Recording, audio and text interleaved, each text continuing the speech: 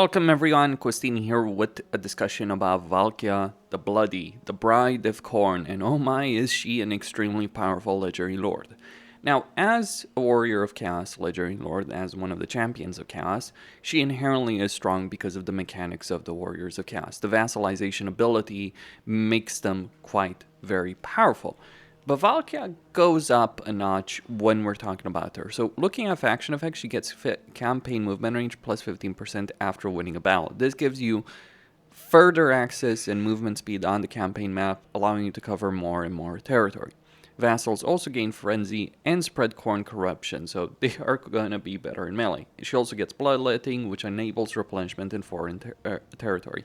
So step aside Skarbrand, step aside Autoresolve, Valkia is the true champion of Khorne over here in Warhammer 3. I think she is the best campaign that has that kind of movement speed benefit in her campaign, because she does have the ability of moving rather quickly through a campaign. But unlike Skarbrand and Autoresolve, who have to deal with the fact that they're just going to be using one army for a good amount of time, if not their entire campaign in the case of Skarbrand, Valkia actually has a proper faction behind her, a proper race behind her, so she actually has a good economy in her campaign.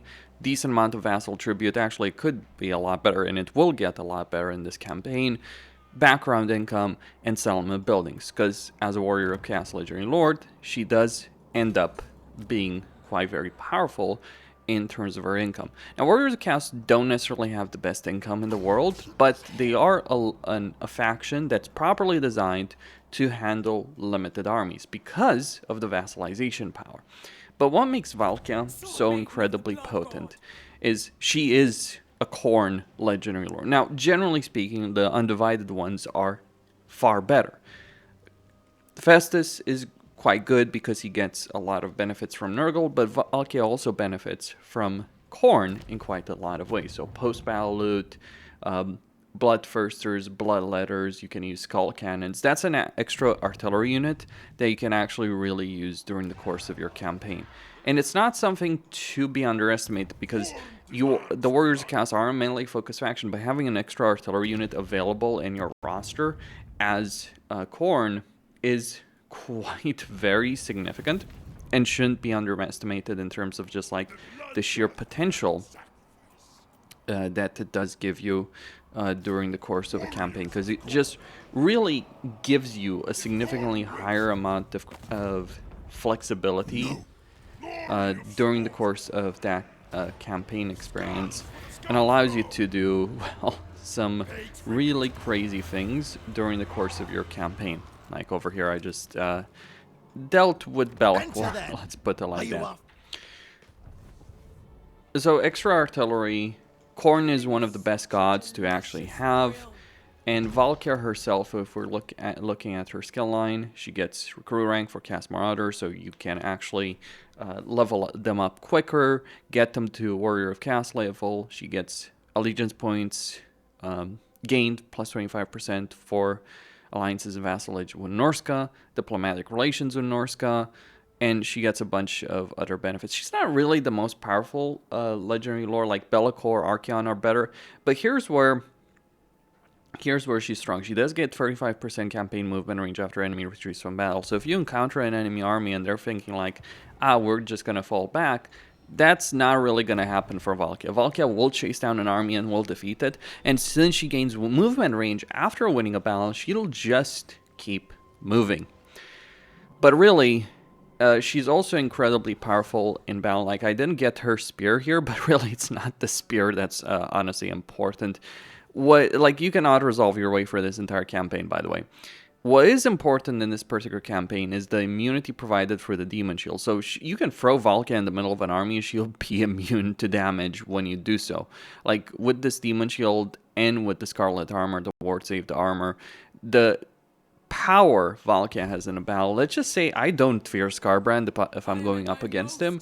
I do fear Valkia. Because, like, the thing about Skarbrand is, like, if you have enough range power, and plenty of factions do, you can really easily kill him. Valkia, you might throw an entire army's worth against her with range power, melee power, and she might just survive long enough. And Legendary being what it is, that might become a problem. She also gets more souls from like sacrificing captives, like post-battle option. So she's actually going to be swimming in souls. Like, I haven't unlocked any other slot, but I guess I probably should at this particular point in the campaign. So you can, so with those kind of extra souls, you can just continuously cycle in a campaign. That means getting things like skull cannons. That means getting other benefits in a campaign. That means elevating lords and heroes to serve Khorne the path to glory. So that is the real benefit over here. There are some limitations, obviously. You can only recruit mages that are undivided. That's an issue. That's a bit of an issue. And you can only recruit cast lords. There's obviously no mage lords of Khorne. Fair enough, right? Khorne doesn't particularly like sorcerers, which is weird when you think about how many video games looking at you, Dawn of War, have like Khorne cast sorcerers. Sindri. Just thinking about that. Regardless, though. Regardless of that particular situation, here's the real kicker in her campaign, because it's just, let's say this is a bit absurd. Now, when I look at this campaign situation, I haven't vassalized Malekith yet. We're certainly going to go in that particular direction, but point is, when you're playing this particular campaign, you have an absurd level of power, because you might vassalize. This is no joke. You might be able to vassalize virtually every single legendary lord that matters of the Dark Elves. So Malekith, Malice Darkblade, which I did over here for diplomacy, and also Grond, who can produce a good amount of income. So Hellbrand, Malekith, Malice Darkblade, and you can also do the same with Alain.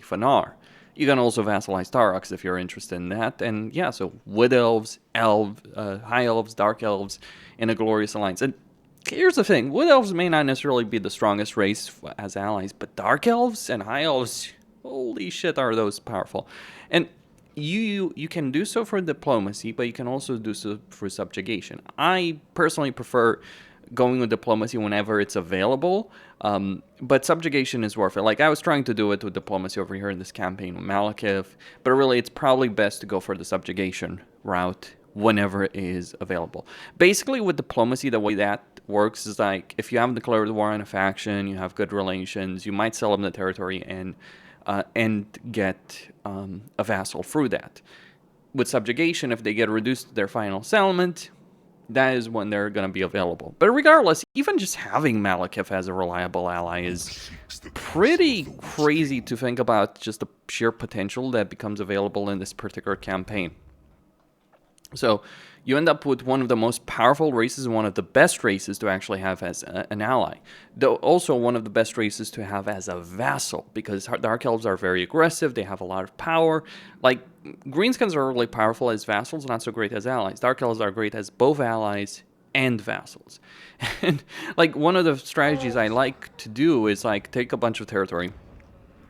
So over here I took Silestra's territory, take a bunch of territory, and then, you know, subjugate the faction, so like a Leafanar in this particular campaign, in this particular case, and then slowly but surely sell the territory back to them. Weakness. It might be better to do so to vassalize via diplomacy, because they'll give you an immediate benefit.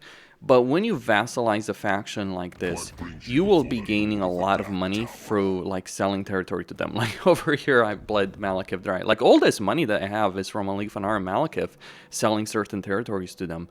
That is how I gained the vast majority of the cash over here. And, you know, if Morathi was feeling better about this, I could even vassalize. I could even potentially vassalize her in this particular campaign if, like, she was willing to play ball. She might not be willing to do so, but all the same. Like, all the same. Like, it depends on the strength of faction. It's easier to vassalize weaker factions. So the benefit Valkia has, like, you can obviously do this as Be'lakor, but the benefit Valkia has, since she starts very close to Hellbrand Malekith, is she can vassalize them very early on. And then with Morathi, you might pick a fight to Morathi, you might just take a lot of territory and slowly but surely build up diplomatic relations with her, or you can just get the military alliance. You don't have to wipe out Morathi or anything like that. You can certainly do so for like military alliance and then invade Ulthuan and win your campaign. This is a really easy campaign in a lot of ways. Like, this kind of army would demolish everything in its path, and in fact it has demolished everything in its path. Like, I actually fought Malekith in a war and then tried to sell territory back to him. Now we're moving up on Katep. And I also fought the Sisters of Twilight, so it's like, yeah, vassal after vassal. Like, if we look at the diplomatic situation, there's quite a lot of vassals that I have under my roof already. And while the income isn't necessarily best, it can become good later on. It just takes a while. Like, once Grand gets a gold mine sorted out, once Hellebrand builds up its territory again, like, that's all going to be sorted over here. And suddenly, the income will skyrocket. So, just because you have such easy access, like, I would say Be'lakor is a really good campaign if you don't own the DLC, but like, this is my favorite Warriors of Chaos campaign just because of like the sheer ridiculousness of it. It doesn't have the same kind of flexibility as Be'lakor or Archaon or even Sigvald. And my issue with Sigvald is like Slaanesh versus Khorne. I'm like, Slaanesh is not really that great. I mean, Sigvald is undivided, remember that. But you know what this campaign actually is in practice? It's both Skarbrand and Nakari's campaign in one. Because, like, Nakari's campaign is all about vassalizing with one, which you can do as Valkia. Whereas Skarbrand's campaign is about moving quickly from battle to battle to battle, which you can also do as Valkia. So you end up being stronger than Nakari and Skarbrand combined. With all the vassals, fast-moving armies. Sure, not as fast as Skarbrand, though. Not as fast as Skarbrand himself, though, because you actually have freaking armies and multiple armies that are individually powerful, you actually end up being significantly stronger than Skarbrand. Like, Skarbrand is really good, I guess, early game, but like, Valkia builds an empire. like a real empire. Like, look at this. This is turn 37, and mind you, much of this territory was already taken. Like, I've actually lost quite a few turns just moving troops around through this vast territory. Like, this was this was more or less sorted by like turn 20 or so in a campaign. So this is absolutely absurd. Highly recommend campaign if you just want to annihilate everything in your path and conquer the world. Costine signing out. Don't forget to subscribe, like, and enable notifications, and stay tuned for more.